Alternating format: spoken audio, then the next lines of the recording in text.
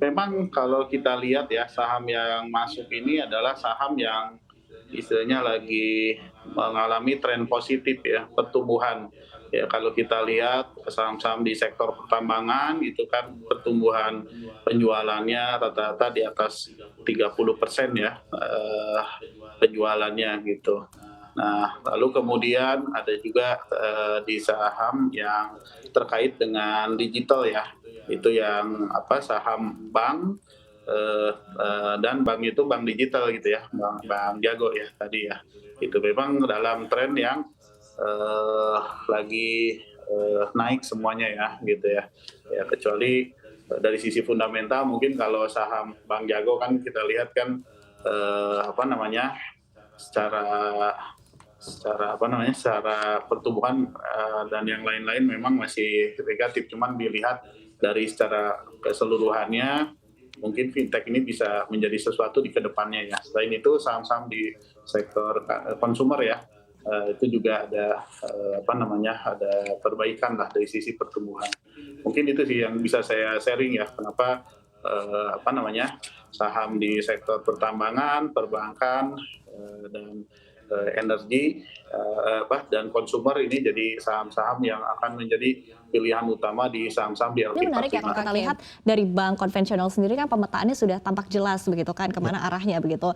Dan untuk dari bank digital saat ini juga kan masih menjadi pertanyaan kira-kira ya. kemana arahnya begitu untuk pergerakan dari emiten-emiten dari perbankan digital ini sendiri begitu. Nah saya akan ke Pak Hanif begitu, Anda melihatnya untuk dari Arto sendiri kira-kira kemanakah arah geraknya? Apakah akan cenderung ke transactional banking atau akan ke lebih fokus ke penyaluran kredit? Seperti apa mungkin identitas dari Arto ini sendiri yang mungkin bisa dilihat oleh para pelaku pasar?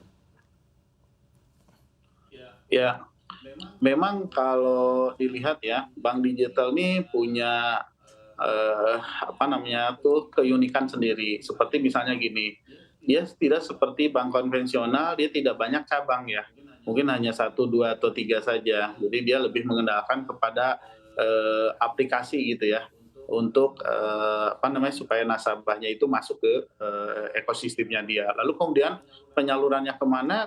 Saya kira akan banyak disalurkan ke, komersial ya. Ya misalnya, apa namanya tuh, transaksi-transaksi yang nasabah, bisa untuk shopping gitu ya, di commerce-commerce yang ada. Jadi memang, tapping ke sana, segmennya ya, gimana caranya, supaya apa namanya, seluruh nasabahnya itu bisa bertransaksi secara elektronik gitu, baik funding maupun lending-nya gitu. Oke baik, berarti tadi lebih mengarah juga ke transactional banking begitu ya.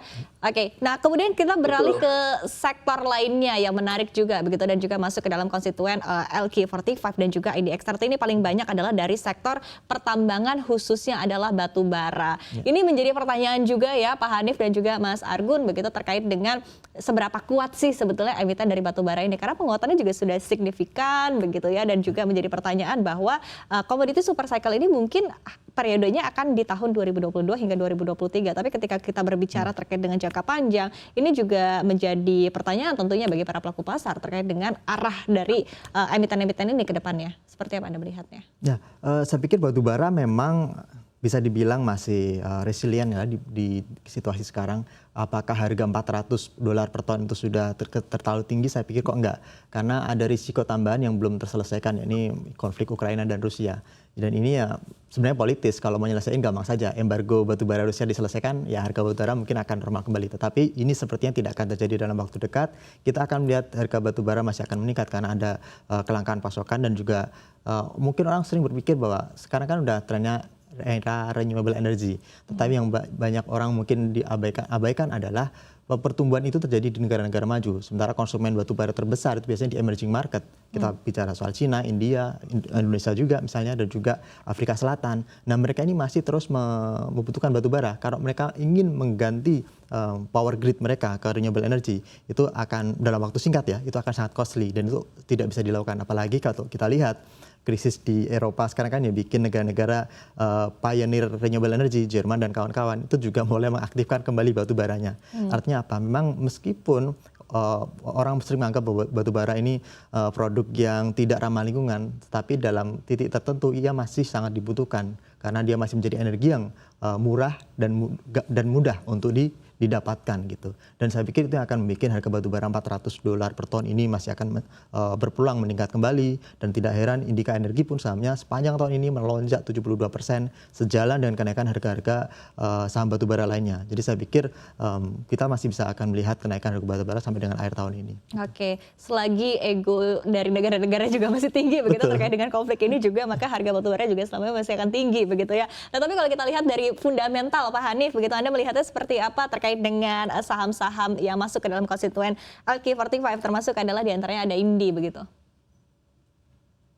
Ya, jadi kalau saham energi ini memang bahasanya itu dia punya dua mesin ya, kalau saya lihat ya, dibanding saham-saham yang lain. Investor kan biasanya selalu melihat tentang value ya, value dari perusahaan. Nah ini kalau saya lihat valuasi dari saham-saham pertambangan ini kan relatively masih di bawah ya, single digit lah bahasanya ya, di bawah price to earning-nya di bawah 10 semua Mbak. Gitu, itu pertama. Lalu kemudian mesin yang kedua adalah mesin pertumbuhan ya. Rata-rata pertumbuhan labanya itu di atas 100% ya.